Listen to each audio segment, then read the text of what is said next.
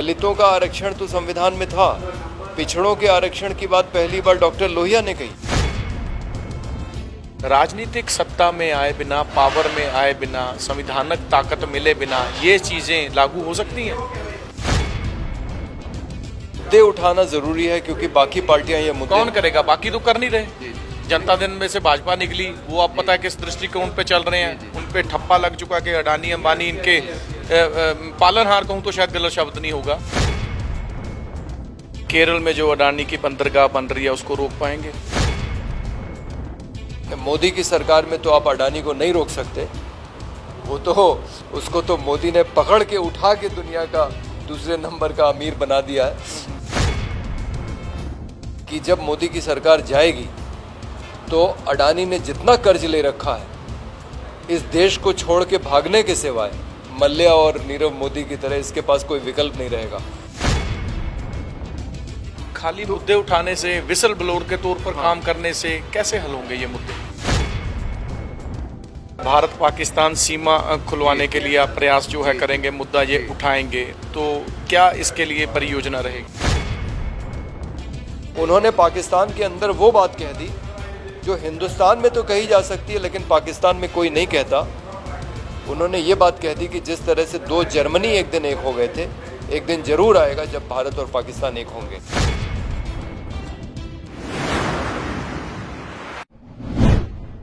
ਸਤਿ ਸ਼੍ਰੀ ਅਕਾਲ। ਸਕਰੋਲ ਪੰਜਾਬ ਦੇਖਣ ਵਾਲਿਆਂ ਦਾ ਬਲਜੀਤ ਮਰਵਾਹਾ ਵੱਲੋਂ ਸਵਾਗਤ।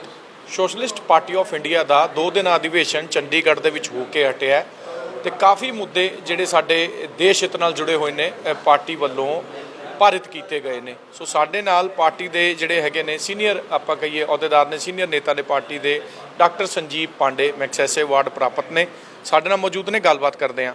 सो डॉक्टर साहब, सबसे पहला सवाल जहन में यही आ रहा है, राम प्रकाश लोहिया जी, जयप्रकाश नारायण जी, उनके बाद आज तक पार्टी के पांव नहीं लग पाए, क्या वजह मानते हैं? जी सत श्री अकाल जी। देखिए, सोशलिस्ट पार्टी इंडिया एक राजनीतिक दल जरूर है लेकिन ये दूसरे किस्म का राजनीतिक दल है। आम तौर पे जो राजनीतिक दल हम देखते हैं वो सिर्फ सत्ता की होड़ में किसी तरह से वो सत्ता पे काबिज होना चाहते हैं, जबकि हमारा दल ऐसा है कि राम मनोहर लोहिया वो नेहरू के खिलाफ जाके लड़ते थे। उनको मालूम था कि नेहरू से जीत नहीं सकते, लेकिन इसलिए लड़ते थे क्योंकि वो इस देश के महत्वपूर्ण मुद्दे, गरीबी, भूखमरी का सवाल पहली बार सोशलिस्ट पार्टी ने पार्लियामेंट के अंदर उठाया जब किशन पटनायक वहाँ के नेता ने उसके बारे में बताया। भारत पाकिस्तान महासंघ की बात करते थे डॉक्टर लोहिया। औरत मर्द की बराबरी हो, ये बात जब भारत में कोई नारीवादी आंदोलन नहीं था तब करते थे। दलितों का आरक्षण तो संविधान में था। पिछड़ों के आरक्षण की बात पहली बार डॉक्टर लोहिया ने कही। थोड़ा रोक रहा हूँ आपको, आप सीधा कहते हैं कि हम राजनीतिक पार्टी हैं पर उस परिद्वेश में नहीं हैं। तो ये जो आप मुद्दे आज तक उठाते रहे हैं या अब इस बार भी आपने चर्चा की है, राजनीतिक सत्ता में आए बिना, पावर में आए बिना, संविधानक ताकत मिले बिना ये चीज़ें लागू हो सकती हैं? नहीं, ये बिल्कुल होंगी क्योंकि देखिए, मुद्दे उठाना ज़रूरी है क्योंकि बाकी पार्टियां ये मुद्दे कौन करेगा? बाकी तो कर नहीं रहे। जनता दल में से भाजपा निकली, वो आप पता है किस दृष्टिकोण पे चल रहे हैं। उन पे ठप्पा लग चुका कि अडानी अंबानी इनके पालनहार, कहूँ तो शायद गलत शब्द नहीं होगा। नहीं, आपकी बात बिल्कुल सही है, लेकिन देखिए, जब पिछड़ों का आरक्षण लोहिया जी ने उठाया उसके बाद मंडल कमीशन बना, फिर जब विश्वनाथ प्रताप सिंह प्रधानमंत्री बने तब उन्होंने उसको लागू किया। इसी तरह से नर नारी समता का मामला उन्होंने उठाया, उस समय तो नहीं लेकिन बाद में जाके बहुत सारे कानून औरतों के हक में बने।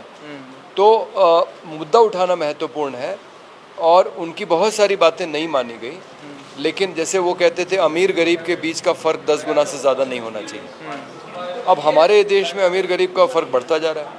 एक आदमी है जो दुनिया का दूसरे नंबर का अमीर बन गया है और दूसरी तरफ आधी आबादी ऐसी है जो कुपोषण की स्थिति में जी रही है। आधी आबादी। खाली मुद्दे उठाने से, विसल ब्लोअर के तौर पर काम करने से कैसे हल होंगे ये मुद्दे? नहीं, लेकिन जब तक हमारे पास कोई सिद्धांत नहीं रहेंगे, जब तक हमें मालूम नहीं होगा क्या करना है, तो हम कैसे करेंगे? तो इसलिए समान शिक्षा प्रणाली की बात हो या इस तरह के जो भी विचार हैं, इसको कहते रहना ज़रूरी है। और समय आने पे सोशलिस्टों ने अपनी भूमिका निभाई है। देखिए, जब इंदिरा गांधी ने इस देश में आपातकाल लगाया तो किसने आगे बढ़ के उसका मुकाबला किया? जयप्रकाश नारायण। तो जयप्रकाश नारायण, जिसने अपनी पूरी जिंदगी में कोई चुनाव नहीं लड़ा, उसने जनता पार्टी बना के इंदिरा गांधी को हराया और पहली बार देश में गैर कांग्रेस सरकार बनी जनता पार्टी की। तो इस तरह से सोशलिस्ट अपनी भूमिका निभाते रहे हैं समय समय पे। ये एक विचारधारा की पार्टी है, विचारों को महत्व देने वाली पार्टी है, राजनीति में नैतिक मूल्यों को महत्व देने वाली पार्टी है। एक बड़ा मुद्दा जो आपने आज विचार किया है कि भारत पाकिस्तान सीमा खुलवाने के लिए आप प्रयास जो है करेंगे, मुद्दा ये उठाएंगे, तो क्या इसके लिए परियोजना रहेगी? देखिए, एक यात्रा हम पहले भी 2005 में कर चुके हैं, दिल्ली से मुल्तान की।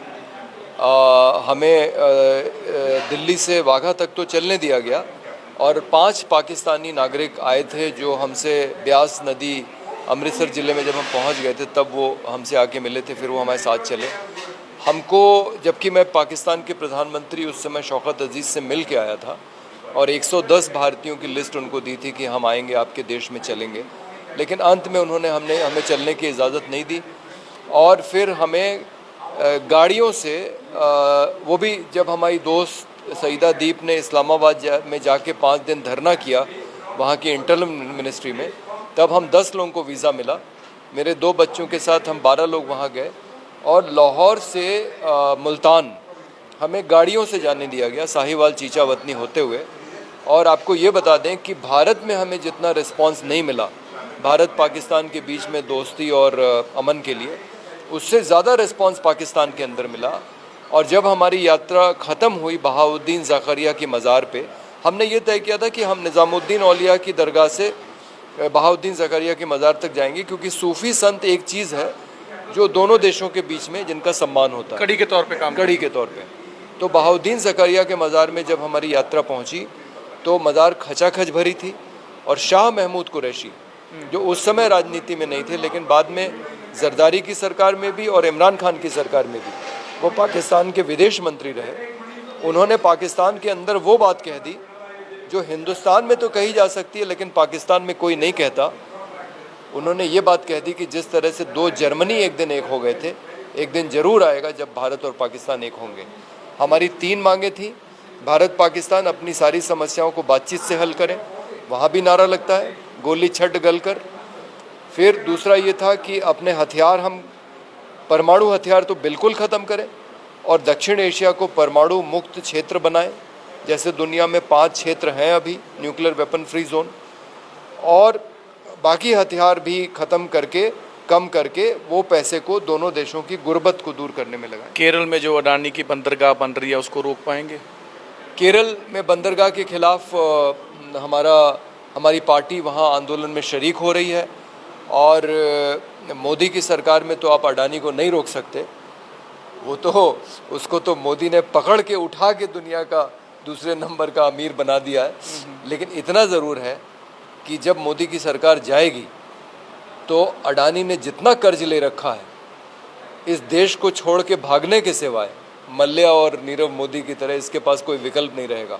तो जो हो रहा है वो गलत हो रहा है कि एक आदमी को आप सारे ठेके दिए जा रहे हैं और इसका हम विरोध करते हैं। और इसलिए भी विरोध करते हैं कि वहाँ 50,000 मछुआरे रहते हैं, उनकी जीविका उस वहाँ मछली पालन पे है।